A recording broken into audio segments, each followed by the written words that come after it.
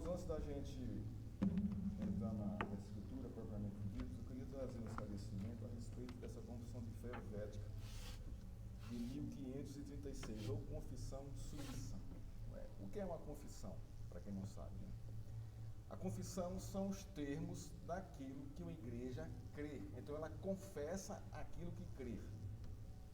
Na história da Reforma, né, protestante, né, foram escritas várias confissões, porque o contexto exigia isso. Havia muita teologia, né, sendo jogada na sociedade, né, e as pessoas ficavam sem um norte. Qual é a correta? Qual é a certa? Qual é a bíblica? Então as igrejas, não é, os seus concílios formularam as confissões. Chama-se confissão de fé. É aquilo que a igreja professa da fé e acredita e ensina a sua igreja. Por exemplo, a igreja presbiteriana, ela confessa a confissão de fé de Westminster. Então, toda a doutrina da igreja está baseada, fundamentada nessa confissão, na confissão de fé de Westminster. Tudo está ali, tudo que eu creio, tudo que eu ensino, tudo que você aprende na igreja, ela tem como fundamentação a escritura. Mas a escritura não é sistemática na teologia. A escritura, ela contém todo o compêndio teológico, mas ela não sistematiza por temas. Antropologia, cristologia, teologia, não é, escatologia, pneumatologia, não é, armatologia. Ela não faz isso, a escritura. Está nela. O que é que a teologia faz? Ela sistematiza isso. De que maneira? Através das confissões de fé. Então, toda igreja séria, em nosso contexto, ela deve ter uma confissão de fé. Porque ela está dizendo o que ela crê. E qual é o fundamento da fé dela. Isso é muito sério. E nem todas têm. As igrejas históricas trazem isso. Mas nem todas seguem essa confissão. A Igreja Presbiteriana do Brasil, ela tem o cuidado, não é, de seguir, de proclamar e de ensinar a sua confissão de fé. Para que a igreja tenha uma fé sadia, uma fé inteligível, uma fé racional, não racionalista. Não confunda racional com racionalismo, com a filosofia racionalista. Não é isso aqui que eu estou falando de uma coisa que você, cognitiva, você pensa. A fé é algo que você pensa, não é uma coisa assim, um tiro no escuro ou um passo no nada, não.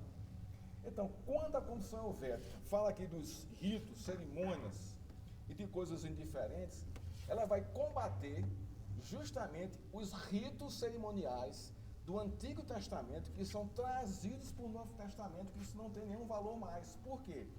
Porque Cristo cumpriu a lei cerimonial e ela agora é essa lei. Então, eu não preciso mais, né, utilizar essa lei, porque ele cumpriu essa lei por mim. Então, eu não preciso estar oferecendo sacrifício de animal. Eu não preciso estar aqui com o chofar, com o candelabro, né? Então, eu não preciso ter aqui uma arca da aliança miniatura aqui na igreja, não é? Então, esse cerimonialismo caiu com Cristo. Ele cumpriu isso aí. E nós temos a liberdade, né, de viver em Cristo, cumprindo a lei, somente com duas ordenanças, que é o batismo e que é a ceia. Isso basta para a igreja. O que extrapola isso não é saudável. Não é saudável. Tem igreja que tem as festas da colheita, as festas do ano do jubileu, né? Trazem cerimônias para a igreja que não tem nada a ver mais com isso aí, é um peso para a igreja. Então é isso que o texto está dizendo aqui. A lei que foi abolida aqui é a lei cerimonial. A lei moral, irmãos, os princípios da lei moral continuam até hoje. Os 10 mandamentos estão em vigor até hoje e vão estar sempre em vigor. Porque o mandamento é eterno. Ele não cessa. Nós vamos ressuscitar, vamos estar diante de Deus e vamos permanecer nos mesmos princípios, cumprindo alegremente, porque o pecado não vai estar mais em nosso meio, mas os princípios vão estar lá, todos eles. Então, eu queria trazer esse alerta aqui, para quando você ler aqui esse texto aqui, quando fala aqui que a lei foi abolida, é a lei cerimonial, não é a lei moral, né? Não é a lei moral. Esse é o ponto. Agora, abra sua Bíblia no Salmo 19. Nós vamos hoje discorrer sobre esse salmo aqui. É um salmo belíssimo. É um salmo assim, irmãos, poucos salmos, né, têm a beleza, tem a revelação graciosa de Deus como o Salmo 19. Tão claro, tão palpável, tão exposto, tão revelado em seu sentido e conteúdo. Toda a Escritura, irmãos, de Gênesis e Apocalipse, ela tem um tema central. Um tema central. Qual é o tema central? A autorrevelação de Deus. Se Deus não se revelar ao homem, o homem não consegue, irmãos. O homem não tem essa capacidade por causa do seu pecado, da sua natureza pecadora. É Deus que vem ao encontro do homem e se autorrevela para ele. Esse é o tema central. A Escritura, ela é teocêntrica. Ela não é antropocêntrica, como muita gente pensa. O homem não é o centro da Escritura. Não é. Deus é o centro da Escritura. E ele está todo o tempo ali, né, se auto-revelando. De várias maneiras. Por meio dos seus servos, que trazem a sua palavra. O que é o Salmo 19? É um salmo de Davi, né, servo do Senhor, servo de Deus, que vai trazer aqui a auto-revelação de Deus de duas formas aqui. Através da natureza, está bem claro aqui dos versos 1 ao verso 6, e do verso 7 até o verso 10 aqui, ele vai trazer a revelação de Deus por sua lei. Então nós temos aqui Deus se revelando pela natureza, pela sua criação, e Deus se revelando na sua lei. Isso está em conjunto. Não são duas revelações específicas, são revelações que trazem a autorrevelação de Deus. Uma mais exposta, uma mais exterior e uma mais interior, mas ambas são revelação de Deus. Então vamos lá, Salmo 19. Eu lerei o Salmo e vocês acompanharem a minha leitura. Olha que coisa linda aqui, presta atenção aqui. Deus está auto se revelando aqui aonde? Na sua criação. Diz assim, os céus, imagina aqui, os céus, todo o cosmos, tudo que você está acima de você aí. Os céus proclamam a glória de Deus e o firmamento anuncia as obras das suas mãos. Um dia discursa a outro dia, uma noite revela conhecimento a outra noite. Não há linguagem, nem há palavras, e deles não se ouve nenhum som. É verdade isso. A lua fala, o sol fala, as estrelas falam. Não. E também sim. Porque elas revelam o seu Criador. Essa é a voz da criação. Vamos lá, o 4. No entanto, por toda a terra se faz ouvir a sua voz. Como? Admira a natureza. A lógica é muito simples. Há um Deus que criou tudo isso. Isso não pode ser do acaso. Não pode ser do acaso. Não tem como ser do acaso. As minúcias, os detalhes, a lógica, a combinação, o equilíbrio, a biologia das coisas, a arquitetura das coisas, não pode vir de uma explosão cósmica. Você sabe qual é o efeito de uma explosão? Explosão, ela não constrói, ela destrói tudo, ela desmembra tudo. Haja visto a guerra da Rússia com a Ucrânia. Quando as bombas caem, fazem o quê? Definem ali os prédios? Não, elas destroem tudo. Vamos seguir aqui. No entanto, por toda a terra se faz ouvir a sua voz, e as suas palavras chegam até os confins do mundo. É verdade, irmãos. É verdade. Aonde você for, nesse mundo, você vai perceber a criação de Deus, e a sua voz está lá. Olha o mar, a imensidão do mar, a profundeza, a riqueza submarina. Deus está falando com o homem. Eu sou o Criador, olha. Aí pôs uma tenda para o sol, aqui ele vai falar do sol, que é como um noivo, que sai dos seus aposentos e se alegra como um herói, a percorrer o seu caminho. Então, o sol se põe e o sol nasce. Então, aqui ele exalta aqui o sol, como um noivo que sai do seu aposento, né, e se alegra como um herói a percorrer o seu caminho. Que seu caminho? O caminho da sua boda, do seu casamento. Assim é o sol. Esse resplendor, né? Principia numa extremidade dos céus, até a outra vai o seu percurso. É verdade, o sol faz isso. E nada pode se esconder do seu calor. Nada. É verdade. Isso mostra o quê? A glória de Deus, o seu equilíbrio, a sua criação. Ninguém vive sem o sol, irmãos. Se a Terra tivesse 1 centímetro pouco afastada do Sol, a gente morreria de frio. Se tivesse 1 centímetro mais perto do Sol, a gente morreria tostado.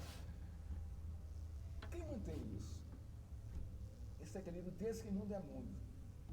Deus, irmãos. Agora, o verso 7 em diante. Agora, veja aqui a mudança, não é? É dessa revelação.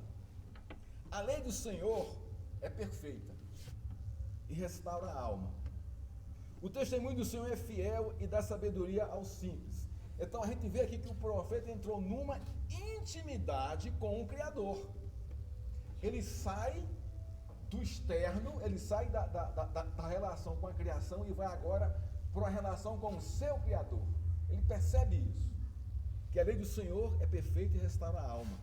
O testemunho do Senhor, que é a mesma coisa, é fiel e dá sabedoria aos simples. Os preceitos do Senhor, que também é a mesma coisa de lei, são retos e alegram o coração. O mandamento do Senhor, que também é a mesma coisa, o sinônimo de lei, é puro e ilumina os olhos. O temor do Senhor é límpido e permanece para sempre. Os juízos do Senhor são verdadeiros e todos igualmente justos. Aqui fala do caráter de Deus. São mais desejáveis do que o ouro, mais do que muito ouro depurado, e são mais doces do que o mel e o destilado dos favos. Ele está falando aqui de quê? Da lei do Senhor, irmãos. Além disso, olha aqui o verso 11, aqui a gente vai ver o efeito da lei de Deus no coração dele. Que a natureza não vai fazer isso, mas a lei faz. Olha só. Além disso, por ele se admoeste o teu servo. A criação não vai lhe demonstrar, não vai lhe exortar, mas a lei vai lhe confrontar, vai lhe balançar. Em nos guardar, há muita recompensa. Estão aqui as recompensas. Restaura a alma, dá sabedoria, alegra o coração, né, ilumina os olhos. São recompensas, são os efeitos da lei no meu coração, no seu coração, quando a gente se submete à lei do Senhor. Quem há que possa discernir as suas próprias faltas? Quem é que pode fazer isso? Ninguém discerne as suas próprias faltas. Porque você se acha perfeito. Mas quando a lei lhe confronta, ela vai dizer que você é pecador. Então, quem há que possa discernir as próprias faltas? A lei vai dizer você que ela faz isso. Absorve-me, olha só a reação aqui dele. Absorve-me das que me são ocultas. Eu sou pecador, Senhor. E tem coisa no meu coração que só eu sei, está lá dentro, ninguém sabe, mas o Senhor sabe. Então me perdoa disso aqui. Também da soberba guarda o teu servo, olha só aqui. Está vendo aqui o confronto da lei?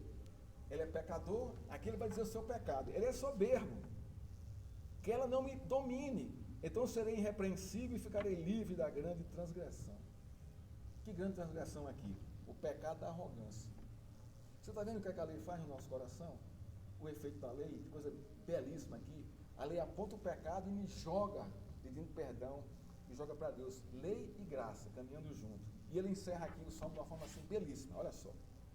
As palavras dos meus lábios e o meditar do meu coração sejam agradáveis na tua presença, Senhor, rocha minha e o que? Redentor meu.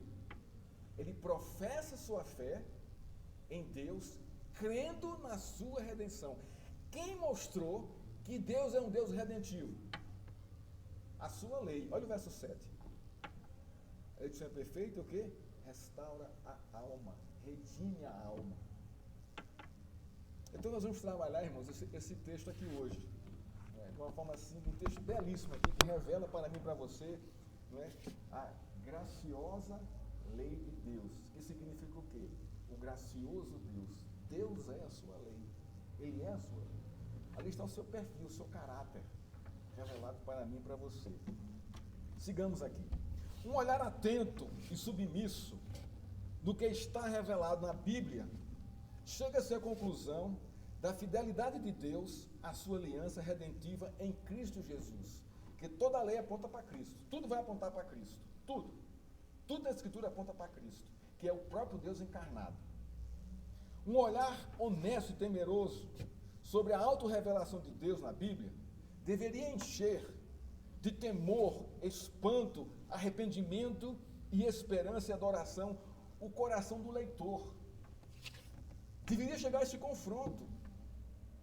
O Salmo 19 revela a graciosa alta revelação de Deus por meio da sua criação e da sua lei. na história da redenção do seu povo e da criação. Então Deus está se revelando, irmãos, de uma forma clara, visível, espantosa, grande, para abalar a nossa estrutura e nos chamando ao arrependimento e a crer nele. O Salmo 19 é um hino que revela a explosão da glória de Deus na história da humanidade, como Criador de todas as coisas e como Redentor do seu povo. É isso que a Escritura está nos revelando. O Salmo 19, ele aponta para 4 temas aqui dentro do seu texto. O primeiro tema, Deus manifesta sua glória na criação, versos 1 a 6. Se você observar, você vai ver isso aí. O segundo tema, a graciosa lei de Deus e seus efeitos, versos 7 a 11. Terceiro tópico desse salmo aqui, a humildade e as limitações do salmista, ou a humildade e as limitações daqueles que creem em Deus, os versos 12 e 13. E por fim, a confissão de fé do autor do salmo, do salmista, verso 14. Então nós vamos hoje, irmãos, trabalhar esses 4 temas aqui de uma forma resumida, porque não dá para a gente alongar isso aqui em 50 minutos aqui, 40 de exposição bíblica, né? Então vamos entrar aqui no primeiro ponto aqui. Deus se manifesta na criação. Eu não coloquei o microfone, Tiago. Começa a me empolgar aqui. Vou botar bem aqui em cima. Desculpa aí, Tiago. Então, o primeiro subtema desse salmo é Deus se manifesta na criação, versos de 1 a 6. Vamos lá. A história, segundo a antropologia bíblica, revela que o homem foi criado por Deus segundo a sua imagem, conforme a sua semelhança. Está lá em Gênesis capítulo 2.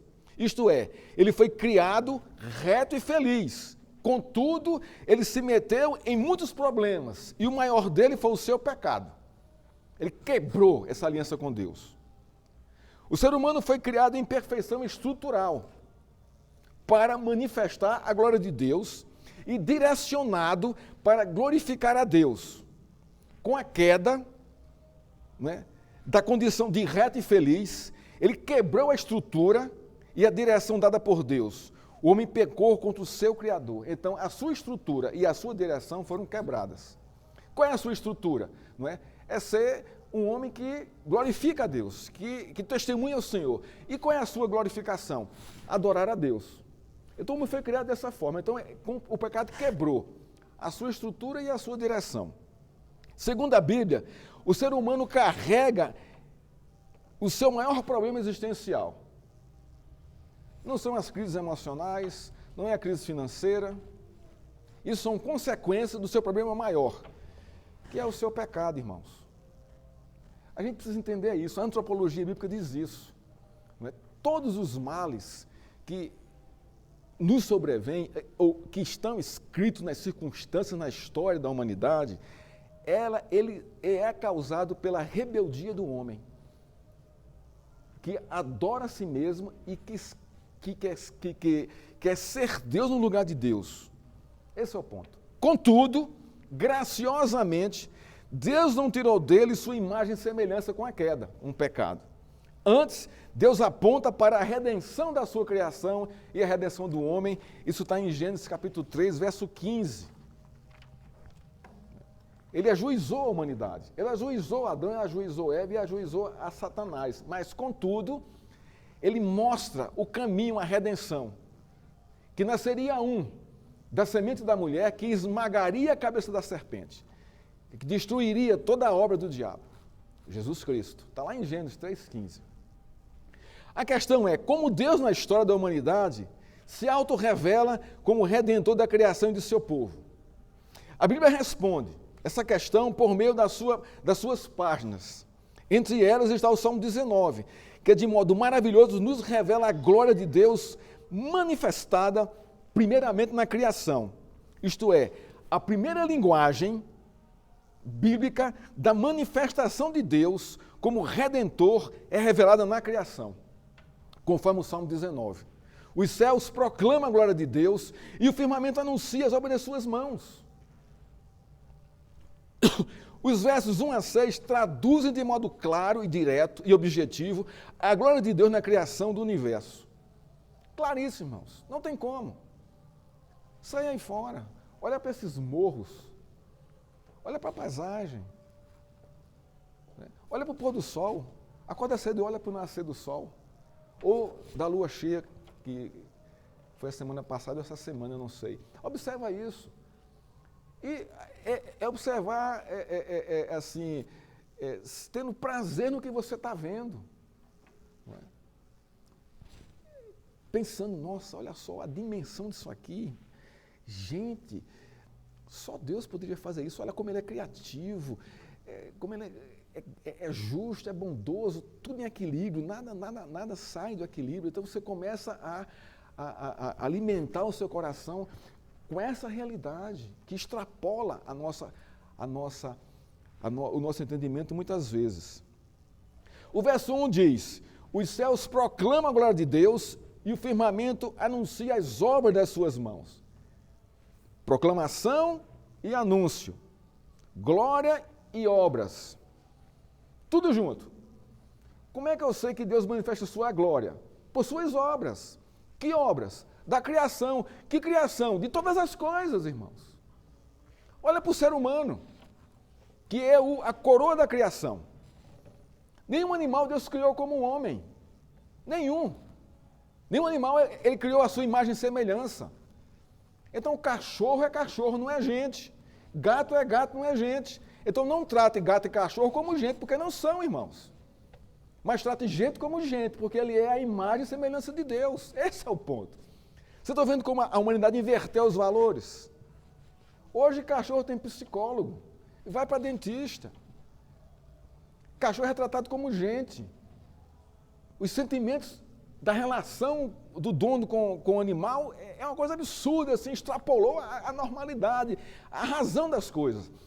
Eu não estou dizendo para você maltratar o seu animal. Não, você deve cuidar dele normalmente, mas não extrapolar essa relação. Eu tenho 2 cachorros e gosto demais dele, mas cachorro é cachorro, gente é gente.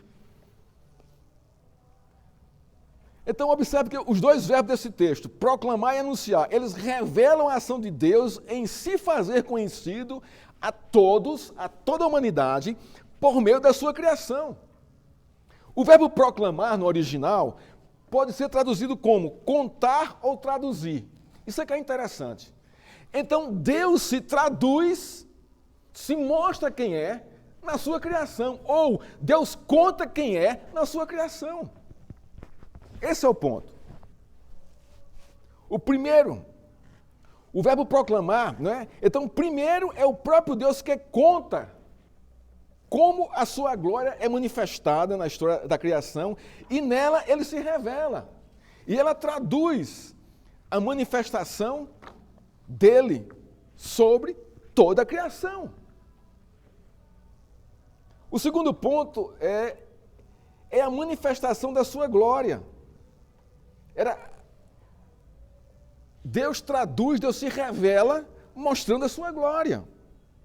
A glória de Deus significa o conjunto da sua nobreza. Então, quando você ouvir falar de glória de Deus, não é apenas o brilho, o resplendor, a magnificência, a santidade, a beleza. Não é só isso, não é algo externo. É externo e interno também, porque na sua glória Ele revela a sua nobreza, a sua perfeição, a sua beleza, o seu poder, a sua santidade, a sua bondade, a sua misericórdia, a sua compaixão, a sua soberania, a sua providência. Está tudo isso na sua glória. O seu sustento, irmãos. Quem sustenta esse universo? Já que nós estamos falando aqui de criação de Deus, quem mantém tudo equilibrado, esses planetas? Que está no ar, está solto aí, mas nenhum deles se move para cá ou para lá. Deus preserva a sua criação. Sustentar aqui é preservar a criação. A criação revela de maneira clara o caráter do Criador. Ele é nobre, ele é perfeito, Ele é belo, bondoso, santo, bom, misericordioso, compassivo, soberano, sustentador e provedor e redentor de toda a sua criação. Samuel Pagan é um comentarista, né? Ele escreve sobre esse salmo, é um teólogo muito bom, eu gosto muito dele. Ele diz o seguinte, comentando os versos 3 e 4 do Salmo 19, diz assim: não há palavras, abre aspas, não há palavras, não há línguas, não se ouve vozes. A criação não faz isso, né? Os dias e as noites declaram essa sabedoria extraordinária e transmitem a mensagem de louvor que chega a todos os cantos da terra. Manifesta-se mesmo nos confins da terra. Quando o sol desponta, irmãos, aqui para nós, não é Deus revelando a sua glória e a natureza cantando louvores a Deus. Como é que o galo faz antes do sol nascer? Ele está fazendo o que ali? Qual é o seu papel? Cantar. Não é para ele acordar, não. Não pensa assim, não, irmãos. Você está sendo assim, você está colocando, você está muito no centro ali. Ali ele está glorificando a Deus, porque ele foi feito para isso. As aves, todas elas cantando de manhã cedo. É bonito demais isso. As flores se abrindo, né? O orvalho caindo em cima das... você está dormindo ainda. Isso tudo está acontecendo. A natureza está louvando a Deus pelo que ele fez aí. Samuel Pagan, ele continua. O poeta, aqui falando aqui sobre Davi, não está interessado em explicar a origem e o desenvolvimento de suas teorias teológicas. Ele apenas pressupõe que tudo que existe tem a capacidade de refletir as virtudes de quem os criou. Isso é a glória de Deus. É a capacidade dela refletir quem Ele é. Quem Ele é. Observe o verso 4. Ele é central no propósito de Deus. A criação tem como finalidade central revelar a glória de Deus e de todas as coisas que Ele criou à humanidade. Tudo. Isto é, o salmista sabe distinguir claramente o Criador e a criação. Ele sabe que a criação está subordinada ao propósito do seu Criador e nunca o inverso. Nunca o inverso. A criação ela é subordinada ao Criador e não o inverso. Isso derruba o panteísmo, que faz o inverso. A árvore é Deus, o animal é Deus, tudo que eu ver, a rocha é Deus, então vamos abraçar, papapá. Então, isso quebra o panteísmo. A natureza não é Deus. E também quebra todos os movimentos radicais humanistas que adoram a criação e querem fazer, por meio das suas campanhas, a redenção dela. O Greenpeace e etc., e as ONGs aí todas, que acham que preservando a criação vão trazer a redenção da criação. Não vão, irmão, não é assim que funciona. Então os valores estão invertidos aí. O homem foi criado para cuidar da criação, para administrar a criação.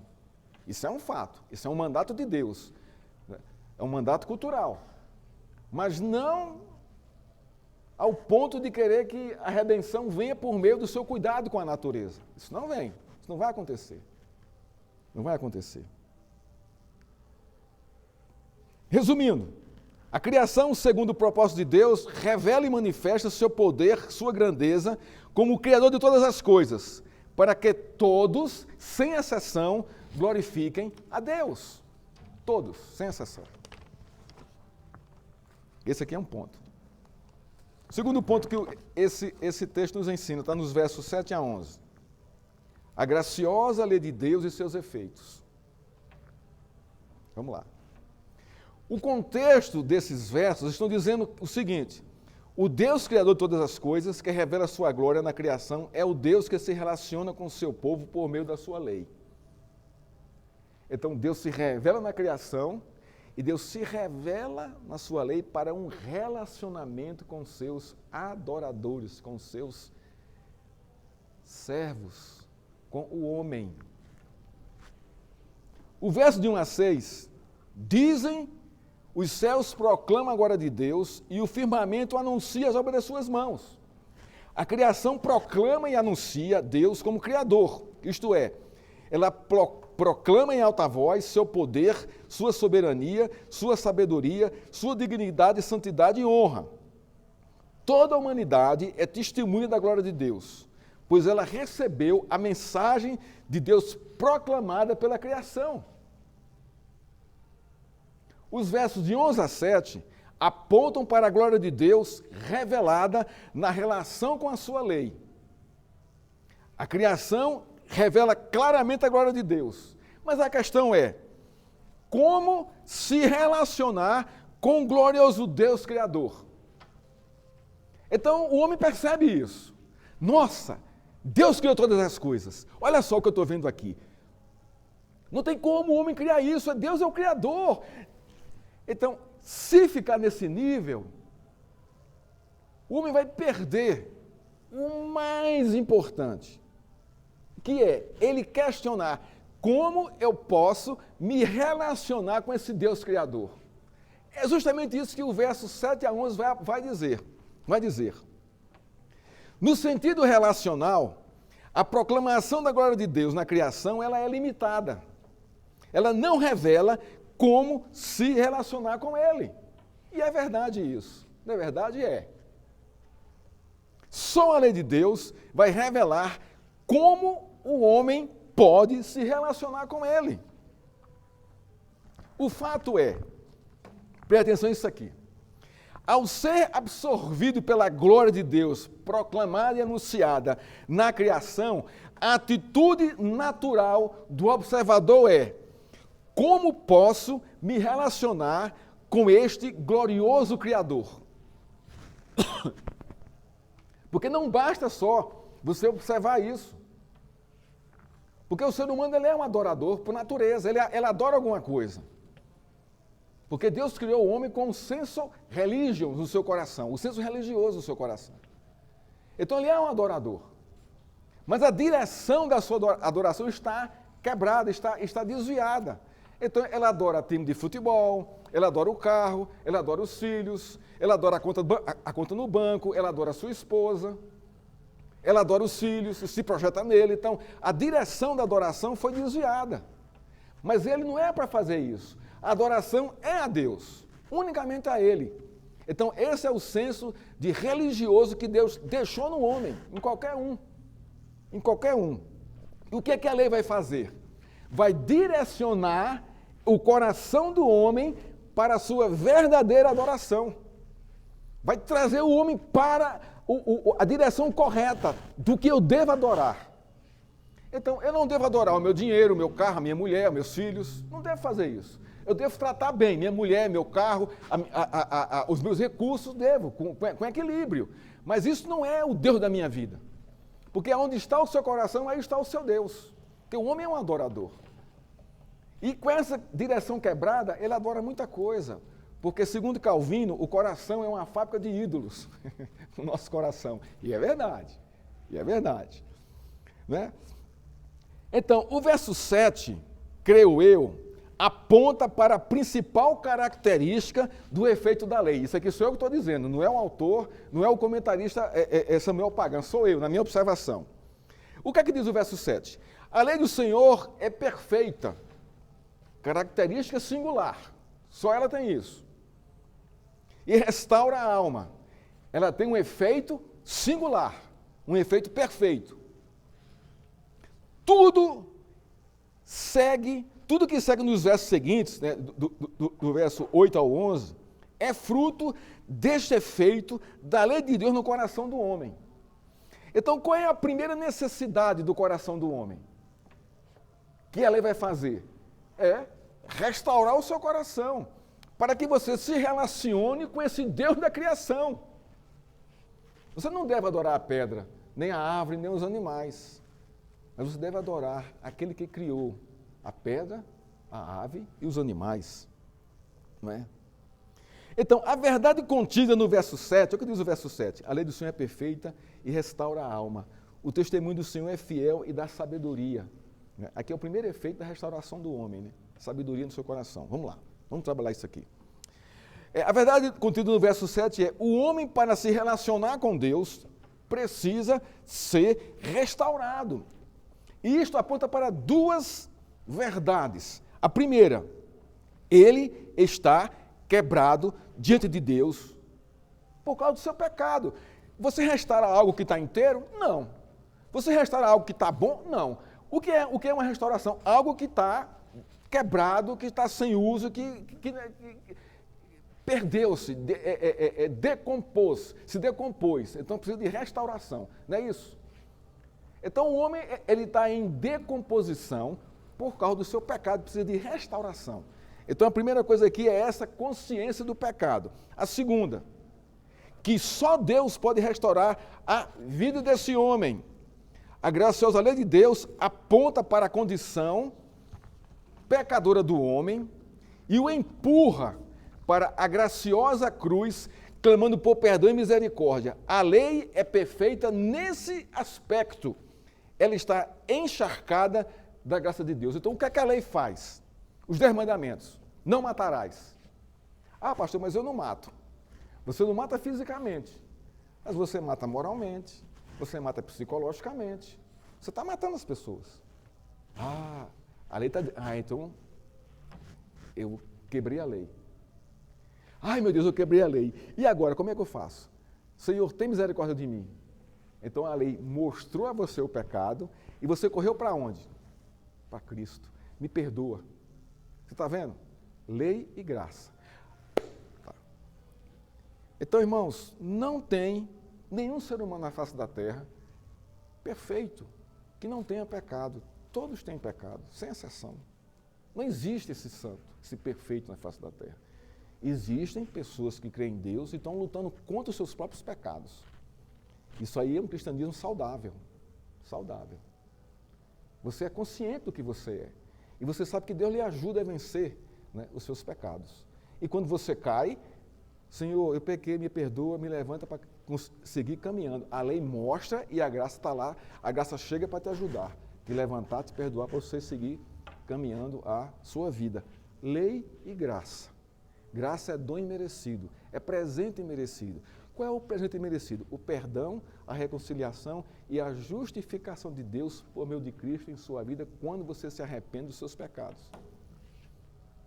Que a lei apontou. Então, qual o sentido, irmãos, da lei e da graça no contexto bíblico? Primeiro, Deus dá a sua graciosa lei para estabelecer e manter o profundo conhecimento dele para o seu povo. O foco aqui é revelação do conhecimento de Deus. Então, a lei revela quem é Deus. Primeiro ponto é esse da lei. Segundo, a graciosa lei é o presente de Deus à sua igreja para selar a aliança com ela. Segundo foco aqui é a aliança de Deus com o seu povo. Tem que ter uma lei, irmãos, para o povo se conduzir por ela, uma Constituição. Lei é Constituição. Você não vive no país, no lugar sem Constituição. Isso não existe. Não existe o anumismo em lugar nenhum, que é você combater a lei. Anarquia é uma coisa absurda, não existe. Anarquia não subsiste em si mesma. Porque uns vão se matar os outros e não vai sobrar ninguém.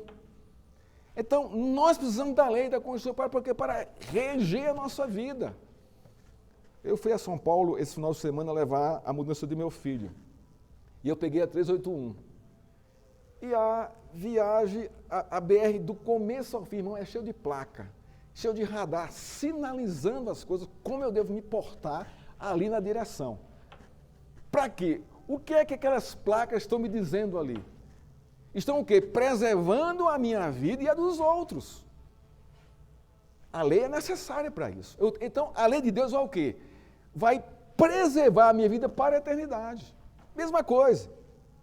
Terceiro, a obediência à graciosa lei de Deus é a expressão máxima do amor a Deus. Então, o foco aqui é o amar a Deus.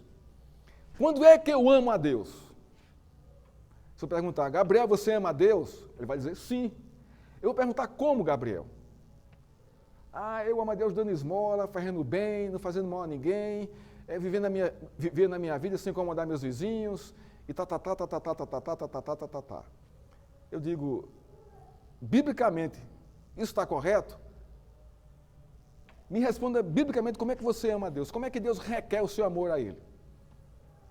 Não é dessa forma, irmão, isso é um amor subjetivo da sua cabeça. Mas como é que eu expresso o meu amor a Deus? Através da minha obediência à sua lei. Eu estou na classe, dia de prova. Eu não estudei nada. Eu vou fazer a prova. Aí eu pego o papel e lápis e o olho, ó, para a prova da minha colega e do meu colega vizinho. Você está obedecendo a Deus aí? Não. Você não está amando a Deus. Você não pode dizer que ama a Deus dessa forma. Você está dizendo o quê? Eu não amo a Deus. Porque se eu amasse a Deus, eu ia obedecer à lei natural da escola, que é estudar os apontes e os temas exigidos pelo professor. É como profissional liberal, ou como profissional qualquer aí. Qual é a função dele? Ele é capacitado para desenvolver a sua função profissional, não é verdade? É. E qual é a forma que ele vai expressar o seu amor a Deus? Fazendo da maneira mais excelente. Mais excelente. Porque ele está obedecendo o quê? O mandato cultural. Não é verdade isso, Moreira? Você que serve as Forças Armadas, você sabe disso, né? Se não andar na linha, né, é o sol quadrado, né? Então, gente, a gente ama a Deus quando a gente obedece à lei de Deus, não é? Então, tanto no Velho Testamento como no Novo Testamento, a lei repousa sobre a abundante graça de Deus. Sendo assim, a lei de Deus é perfeita e restaura a alma. Graça e lei caminham juntas, não se separa isso. Uma está cheia da outra, uma recheia a outra. Cristo é o cumprimento perfeito da lei. Ele disse em Mateus 5,17, não penseis que vim destruir a lei, ou os profetas, que representavam e apontavam para a lei, proclamavam a lei de Deus. Não vim destruir, mas cumprir. Olha que coisa linda aqui. O próprio Deus cumpriu os 10 mandamentos, cumpriu toda a lei de Deus. Hoje, no nosso contexto, né, o que é a lei de Deus? Tem dois parágrafos. Primeiro, ama o Senhor teu Deus, toda a tua alma, todo o teu coração, todo o teu esforço, todo o teu entendimento. E o segundo, ama teu próximo como a ti mesmo. Fazendo isso, você cumpre a lei e os profetas. Deus e o próximo. Como é que eu vou amar o meu próximo? Como Deus me amou. Eu vou transferir para ele isso aqui, no exercício da obediência da lei. É devido ao cumprimento da lei por Cristo que somos justificados e temos paz com Deus. Então, Cristo, irmãos, cumpriu a lei em nosso lugar. Porque nós não temos a capacidade, nem o intelecto, nem a força de cumprir os 10 mandamentos ali sem quebrar um deles. Sem quebrar um deles. A gente sempre está quebrando os mandamentos, mas em Cristo eu cumpro esses mandamentos. Porque Ele cumpriu em meu lugar. A sua morte foi substitutiva. Substitutiva. A pergunta é, onde Cristo cumpriu a lei para a justificação do seu povo? Na cruz do Calvário. Romanos 4:25 diz o seguinte, o qual foi entregue por causa das nossas transgressões, do nosso pecado. Então, o seu sacrifício, pagando o preço da quebra da lei, né, foi um sacrifício substitutivo. E ressuscitou para a nossa justificação. Cristo morreu pelos nossos pecados e ressuscitou para a nossa justificação. Então, ali é uma morte substitutiva. Ele cumpre a lei em meu lugar. Ele sofre a pena da lei, que era a morte, em meu lugar. E me dá a liberdade de viver crendo nele, cumprindo a lei. Nele. Deu para entender ou não? É uma morte substitutiva. Vamos lá. Portanto, a lei e a graça andam na Escritura de braços dados e inseparáveis.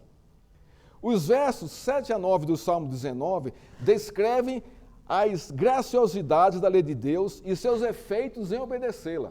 Verso 7. A lei de Deus é perfeita. Qual é o efeito dele se eu obedeço? Restaura a minha alma. Restaura a minha alma. Em todos os aspectos, sem exceção. Ainda no verso 7. A lei de Deus é fiel. Qual é o efeito dela se eu obedeço? Me dá sabedoria. Para viver, irmãos. Para testemunhar, para glorificar a Deus. O verso 8. A lei de Deus é reta. Qual é o efeito dela? Alegra o coração. Olha só, irmãos. Parece um paradoxo, né? No contexto que a gente vive hoje, né? A lei de Deus, ela traz alegria ao coração. Por quê, irmãos? Por quê? Por quê? Por quê? Qual é a resposta? Porque quando eu obedeço, eu estou dizendo que eu o amo. E isso alegra o meu coração. Simplesmente por isso. Simplesmente por isso. A lei de Deus é pura. Olha que coisa linda aqui. Qual é o efeito dela? Ilumina os olhos. Então você está vendo aqui essa restauração em nossa vida, né? Trazendo sabedoria, trazendo alegria, trazendo luz aos nossos olhos. A lei de Deus é limpa e eterna. Ela não vai se acabar, irmãos. Ela continua na história, na eternidade. Esse aqui no verso 9. A lei de Deus é verdadeira e justa. Todo o tempo. O verso 11, irmãos, traduz o apelo do salmista para o povo de Deus e para si mesmo. Diz assim: além disso, por eles se admoesta o teu servo. Então a lei de Deus admoestava Davi em os guardar, em os obedecer, a grande recompensa. Eu fui restaurado, o Senhor me deu sabedoria, o meu coração é alegre, meus olhos estão iluminados. Para a vida, o dia a dia, a rotina, o nosso cotidiano do dia a dia. Admoestar, aqui no contexto do verso 11, significa avisar a incorreção, que há uma incorreção na conduta de vida. Então, ele avisa e diz o que deve ser corrigido. Então, a tua lei me avisa que há incorreção em mim. E, ao mesmo tempo, ela me mostra como corrigir. Como Deus é perfeito, né? Deus só não aponta o pecado em nós. Ele não faz isso só. Ele conclui a sua obra. Ele aponta, agora faça assim, ó. Faça desse jeito aqui. Isso é graça e misericórdia. Lei e graça. A questão do verbo guardar aqui, no verso 11 aqui. Além disso, por ele se admoesta o teu servo, e em os guardar a grande recompensa. Guardar aqui no original significa tomar conhecimento da lei e colocá-la em prática. Irmãos, vida cristã é uma vida ativa, proativa e prática. A verdade entra em seu coração. Ela tem que produzir um efeito em você. E esse efeito vai ser na sua conduta de vida. Porque é justamente isso, vem de dentro para fora, não de fora para dentro. A palavra de Deus vai entrar em seu coração, vai confrontar o que está obscuro, as trevas, vai jogar a luz ali, vai tirar, vai dizer o que você tem que fazer, né? E vai te pontuar como você deve viver. Irmãos, isso é muito gracioso. Isso revela como Deus, ele nos ama e tem cuidado de nós. E quer que nós sejamos, e quer que nós desfrutemos dessa imagem e semelhança conforme a imagem e semelhança de Cristo. Deus cuida de nós, irmãos. Deus se revela a nós. E a maneira dele fazer isso é pela sua lei, pela sua palavra, não há como, não há outro modo de Deus se revelar conosco, de Deus se relacionar conosco. É pela sua palavra, é pela Escritura. E quanto mais eu conheço a Escritura, mais minha relação com Deus aprofunda, cresce e dinamiza. E mais eu me alegro com Ele. Porque eu começo a fazer a leitura da minha vida e de tudo que está acontecendo aos olhos da Escritura. Como Deus vê, como Deus está vendo as coisas. Isso traz paz ao meu coração. Terceira, João, em sua primeira carta, ele diz o seguinte, capítulo 5, verso 3. Olha que coisa interessante. O apóstolo João escrevendo para a igreja ali da Ásia Menor. Ali, as 7 igrejas ali. Ele diz o seguinte, porque este é o amor de Deus, que guardemos os seus mandamentos. Então, isso mostra que eu amo a Deus, guardar os seus mandamentos, colocar em prática os seus mandamentos. E ele vai concluir dizendo o seguinte: e os seus mandamentos não são penosos, não são pesados. Isso está bacana, irmãos? Podem ser obedecidos, claramente, de uma forma graciosa, de uma forma bonita e clara. Bonita e clara. Não é? Terceiro ponto aqui desse texto aqui, a humildade e as limitações dos salmistas, versos 12 e 13. Ele diz assim, ó, quem é que possa discernir as suas próprias faltas? Absorve-me das que me são ocultas. Veja a sua consciência de pecado aqui e a sua necessidade do perdão de Deus aqui, não é? Depois do confronto com a lei de Deus. Também da soberba guarda o teu servo, que ela não me domine. Então serei irrepreensível e ficarei livre da grande transgressão. A irrepreensibilidade aqui não quer dizer perfeição, não. Quer dizer que ele recebeu o perdão de Deus aqui, por causa do seu pecado de soberba. É isso que o verso está dizendo aqui. Ele reconheceu o pecado, pediu perdão e Deus o perdoou, então ele se tornou irrepreensível nessa questão da soberba. Davi pecou em muitas outras áreas, irmãos, a gente sabe disso. A Escritura, ela expõe o que é a natureza humana, ela não esconde a maldade humana. Ela também não esconde quando o homem é justo. Ela é equilibrada, ela mostra as duas realidades. E mostra Deus transformando esse coração duro, né, por causa do pecado. Né? Então, os mandamentos de Deus não são pesados. A humildade e as limitações do salmista. Samuel Pagan continua, ele faz outro comentário a respeito desse texto aqui, 12 e 13. Abre aspas, o reconhecimento da grandeza divina na criação e a afirmação da importância da lei produz no salmista um sentimento de humildade e desamparo. O que é que ele está dizendo aqui? Justamente isso, que Davi, ao tomar conhecimento da lei de Deus, não é? Ele se humilha, porque ele sabe do que é a sua natureza. A lei revela isso. E ao mesmo tempo se sente desamparado.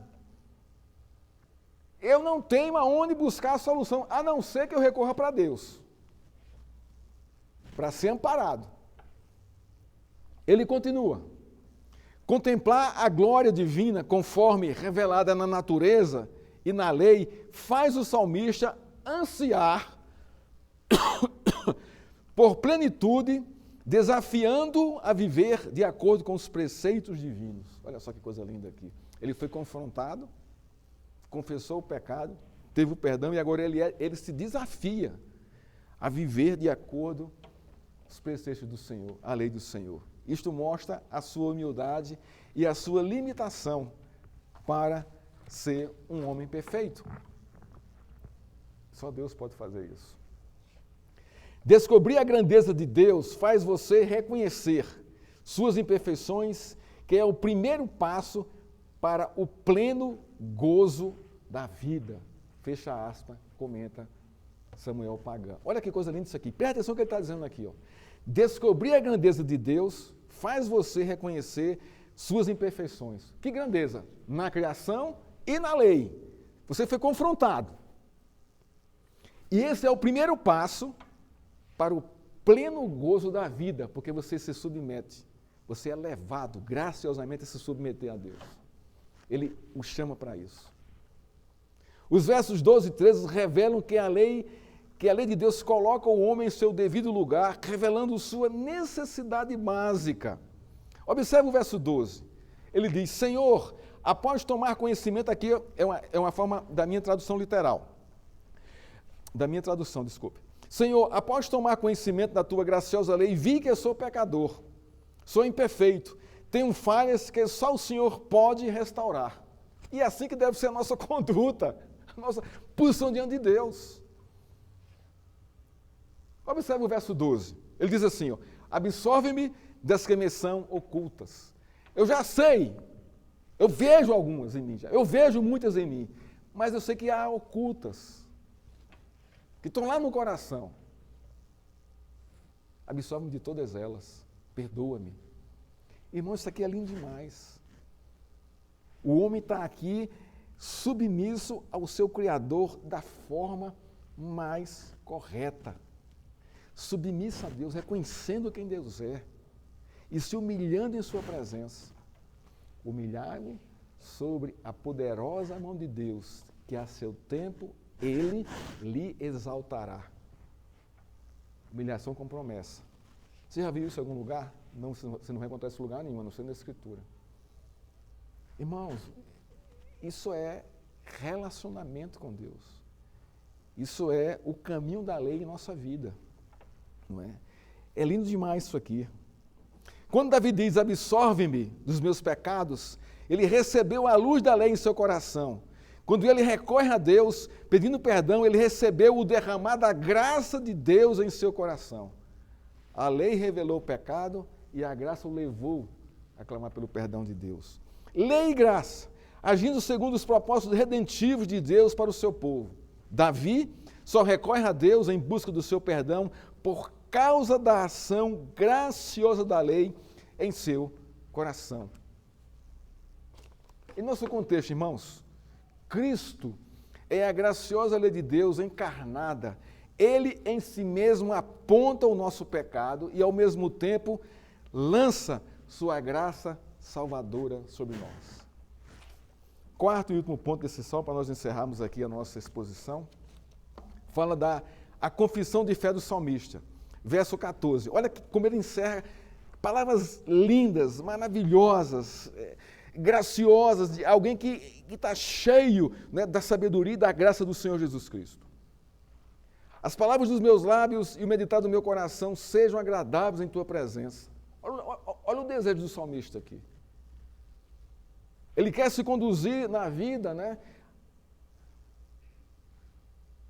submisso ao Senhor. Fala aqui de coração, irmãos. O que é o coração?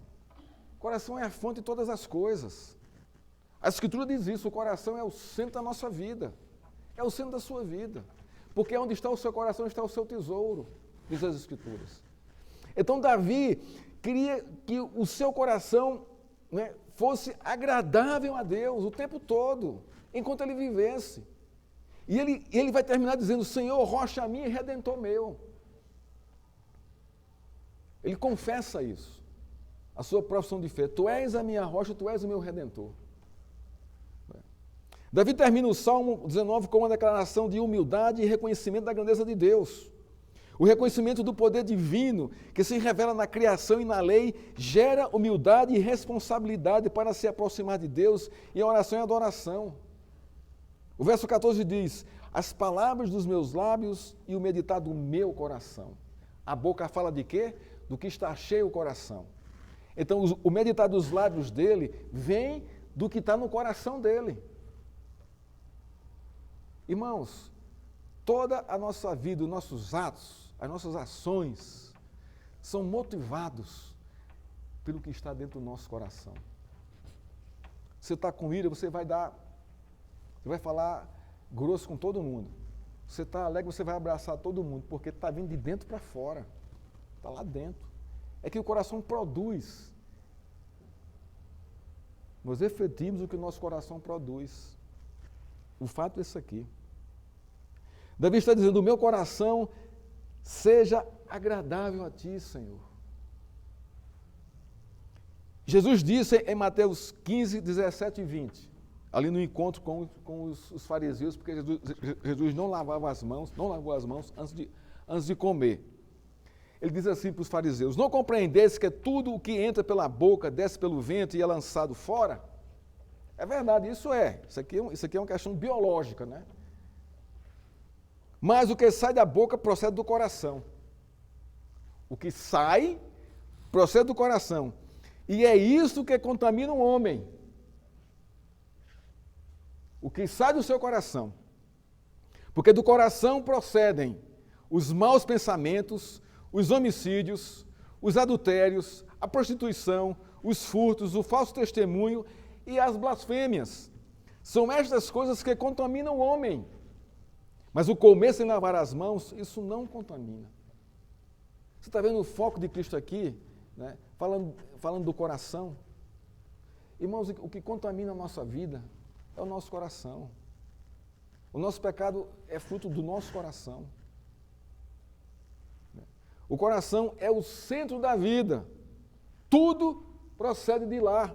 Provérbios 4, 23 diz o seguinte: guarda com toda diligência o teu coração, porque dele procedem as fontes da vida.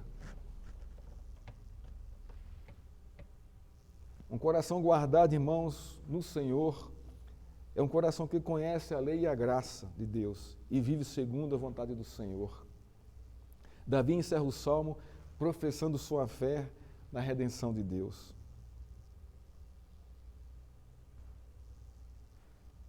Senhor, rocha minha e redentor meu. Quem foi que plantou isso no coração de Davi? Que Deus é uma rocha e que Ele é redentor.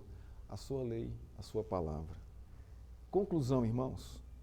O salmista encerra o salmo dizendo: Senhor, rocha minha e redentor meu.